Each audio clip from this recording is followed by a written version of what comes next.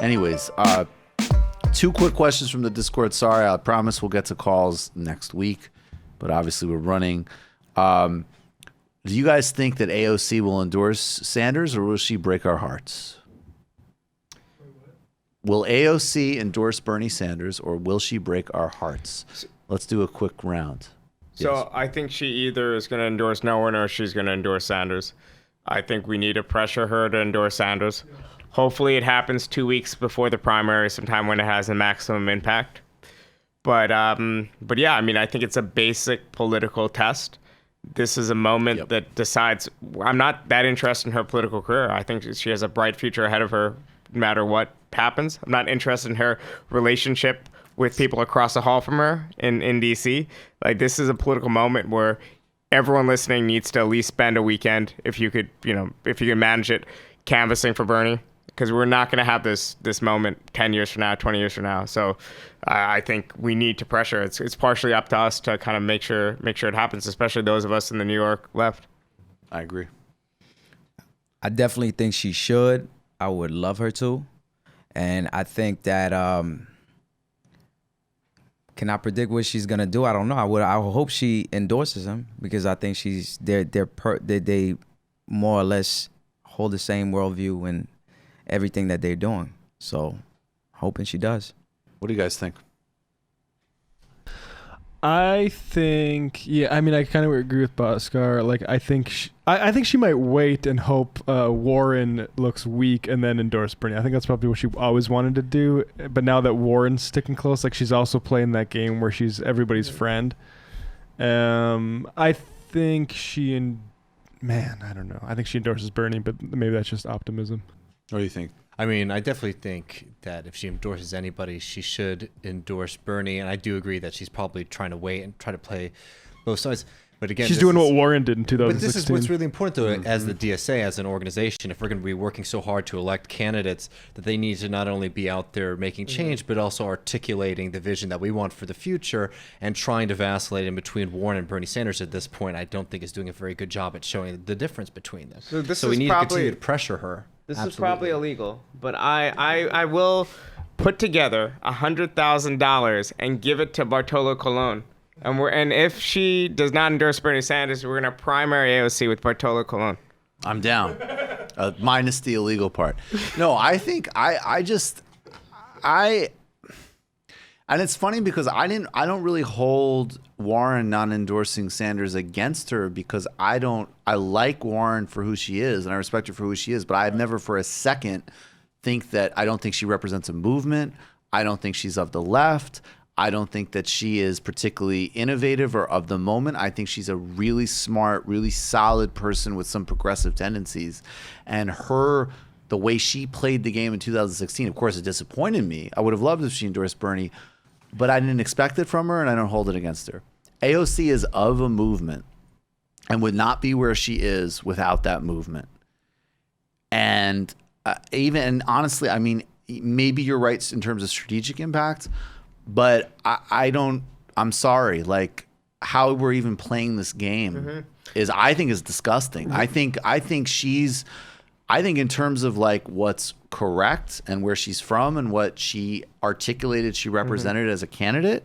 She's on stage with him when he announces, and I think there's some areas with AOC. I think on the border, she's really shined, and I think she's obviously a net positive in politics. But there's some tendencies I'm really concerned about, and I think one is, this sort of like social media obsession combined with not really adjudicating clear political distinctions. And the one other thing I'll add is I think, yes, she had Ilhan Omar's back-ish. Yeah. And I don't see, so even like I think it's ridiculous Ilhan Omar hasn't endorsed Bernie Sanders yet, but I cut her a hell of a lot more slack because I think she is really there working her angle. There's a part of AOC that, and especially for me, because in the beginning, I thought a lot of people, they had such high expectations of her, and people on the left can be so demanding and so perfectionistic and so non-strategic. It's like, look, this is an incredible talent, cut her for some slack. but there's a tendency here that I'm very wary of, and the whole brand of her political career, what she represents, she's precisely the person to understand that Elizabeth Warren and Bernie Sanders are not at all the same thing. And Bernie Sanders represents an unparalleled opportunity. So even her sort of social media game playing of, I'm so thankful for Sanders, I'm so thankful for Warren. I mean, she said that even with regards to Middle East stuff. And Sanders is the only person who remotely puts on the table criticizing Israel. I mean, Warren's still doing the whole like, you know, when Israel melts Palestinian children's faces with laser beams and then pisses on their bodies, it kind of undermines their image as a tolerant, pluralistic democracy. Like, that's where she's still at with it. It's ridiculous. It's embarrassing to even read what she says about this stuff. So I don't know what she'll do, but that will be a serious strike against her for me. Like, that's because of the expectation set. I think she's supposed to be something different. I mean, I don't necessarily think Ro Khanna's supposed to be something different, and Ro Khanna's on it. So, or Nina Turner. A lot of people have taken some political hits. They gain something, they gain a base, but they lose a lot. Absolutely. And the question is, AOC, if she's so looking forward to her future, maybe contesting for a Senate seat, maybe even being a presidential contender in 10, 15 years, I can understand the logic of saying, listen, my endorsement isn't going to make a huge difference, and I might close these doors if I do this. But if you follow that logic and that mentality, that establishment mentality, by the time you actually get in power, you'll be, at best, Elizabeth Warren. Probably more like de Blasio. And who, by the way, de Blasio earned his stripes. You know, he was in Nicaragua.